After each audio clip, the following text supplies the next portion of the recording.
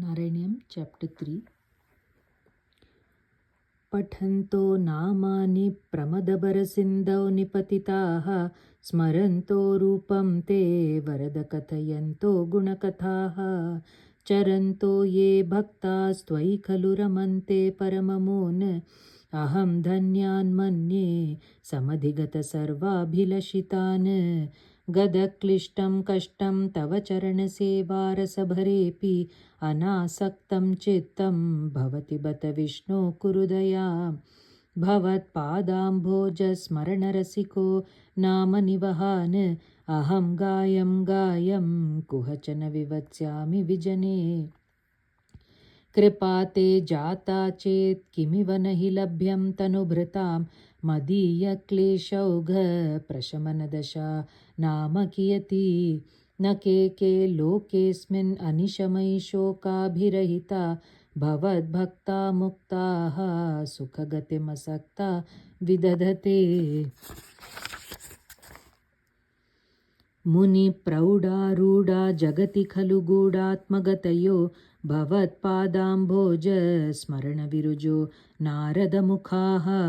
चरन्तीशस्वैरं सततपरिनिर्भातपरचित् सदानन्दाद्वैत प्रसरपरिमग्ना किमपरं भवद्भक्तिस्फीता भवतु मम सैव प्रशमयेत् अशेषक्लेशौघं न खलु हृदि सन्देहकणिका न चेद्व्यासस्योक्तिस्तव च वचनं नैगमवचो भवेन्मिथ्यारथ्या पुरुषवचन प्रायमखिलं भवद्भक्तिस्तावत् प्रमुखमधुरा त्वद्गुणरसात् किमप्यारूढा चेदखिलपरितापप्रशमनी पुनश्चान्ते स्वान्ते विमलपरिबोधोदयमिलन् महानन्दाद्वैतं दिशति किमत प्रार्थ्यमपरम्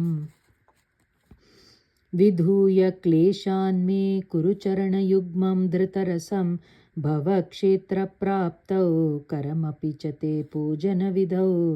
भवन्मूर्त्या लोके नयनमतते पादतुलसी परिघ्राणे घ्राणं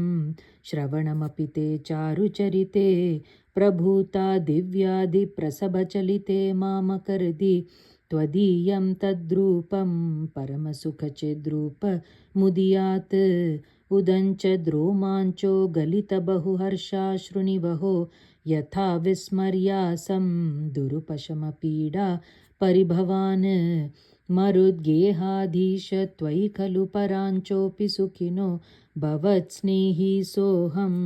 सुबहु परितप्ये च किमिदम् अकीर्तिस्ते मा भूत् वरदगदभारं प्रशमयन् भवद्भक्तो तं झटिति कुरु मां कंसदमन विमुक्तैर्भूयोभिस्तव हि करुणा यावदुदीयात् अहं तावद्देव प्रहितविविधार्थप्रलपितः पुरक्लिप्ते पादे वरद तव नेष्यामि दिवसान् यथाशक्तिव्यक्तं नतिनुति निषेवा विरचयन् नारायणाखिलगुरो भगवन्नमस्ते।